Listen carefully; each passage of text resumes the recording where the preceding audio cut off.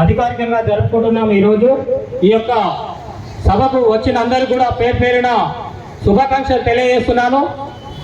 ఈరోజు బడుగు బలహీన వర్గాల ఆశా జ్యోతి, తొలి మహాత్మా బిరుదాంకితులు, అనివార్య వర్గాల ముద్దుబిడ్డ మరి మహాత్మా జ్యోతిరావు ఫులే 200 సంవత్సరాల క్రితము అంటే ఈరోజు ఎన్నో ఈ యొక్క యాంత్రిక యుగంలో మనకు ఎన్నో అవకాశాలు ఉన్నాయి.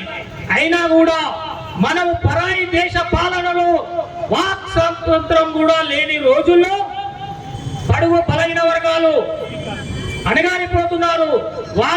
వారిని అభివృద్ధి చేయడానికి ఆ రోజుల్లో ఆలోచన చేసిన మా గొప్ప నాయకుడు మహాత్మా జ్యోతిరావు ఫులే మరి విదేశీయులు చదువుకోవద్దు, ఈ దేశంలో ఉన్న వాళ్ళు చదువుకుంటే మనకు ఎదురు తిరుగుతారనే ఉద్దేశంతో మాట్లాడే స్వాతంత్రం లేని రోజుల్లో మరి మన బడుగు బలహీన వర్గాల కొరకు మరి వారి కుటుంబాన్ని త్యాగం చేసి, వారి జీవితాన్ని త్యాగం చేసి మనకు ఆ రోజే మన హక్కుల కోసం, మన సంక్షేమం కోసం పోరాటం చేసిన మహానుభావుడు జ్యోతిరావు ఫులే భవిష్యత్ తరాలు కూడా వారి జీవిత చరిత్రను చదివి మరి వారి ఆశయ సాధన కోసం నేటి విద్యార్థులు కూడా మరి వారి ఆశయ సాధన కోసం కృషి చేయాలి.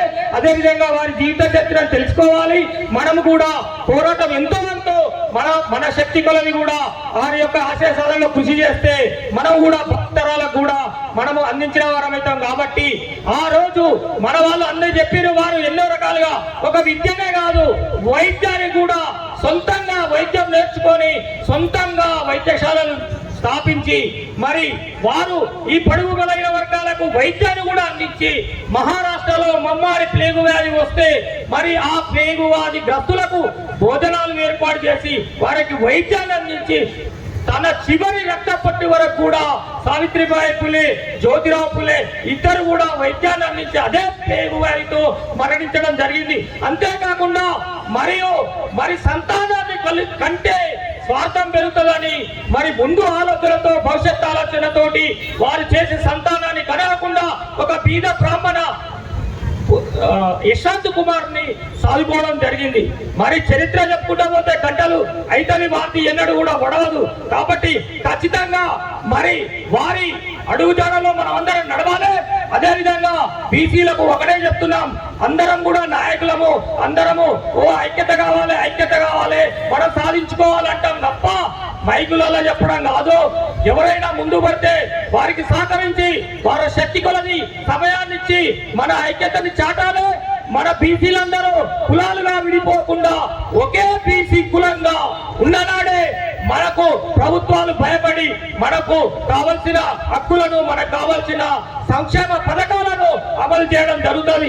అదేవిధంగా మన కులాలుగా విడిపోకుండా మరి ఏ ఉద్యమం వచ్చినా ఏ సమస్యను సాధించుకోవాలన్నా కూడా ఖచ్చితంగా అన్ని కులాలందరం కలిసి ఒకే బీసీ కులంగా వ్యవహరించి మనం పోరాటాలు చేసి ముందుకు పోవాలి. అదేవిధంగా ఇంకొకటి మన జాయింట్ కలెక్టర్ గారికి, ప్రభుత్వానికి వారి ద్వారా ఈ వేదిక ద్వారా విన్నవించేది ఏంటంటే మరి మహాత్మా జ్యోతిరావు ఫులేకు మరి పచ్చకుండా మరి అదేవిధంగా అంబేద్కర్ జయంతులు కానీ, జగ్జీవన్ రెడ్డి జయంతులు కానీ కేంద్ర రాష్ట్ర ప్రభుత్వం మరి బడ్జెట్ను కేటాయించడం జరుగుతుంది.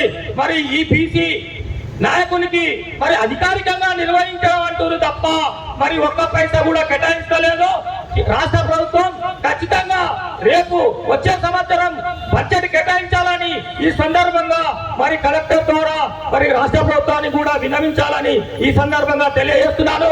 అదేవిధంగా మన వాటా మనం సంపాదించుకోవాలంటే ఖచ్చితంగా మనం అందరం ఐక్యంగా ఉండి పోరాటం చేయాలి. కేంద్ర ప్రభుత్వం కూడా మహిళా బిల్లు 33% రిజర్వేషన్లు కల్పించింది తప్ప మరి ఆ 33% కూడా అగ్రవర్ణాలకే దక్కుతాయి.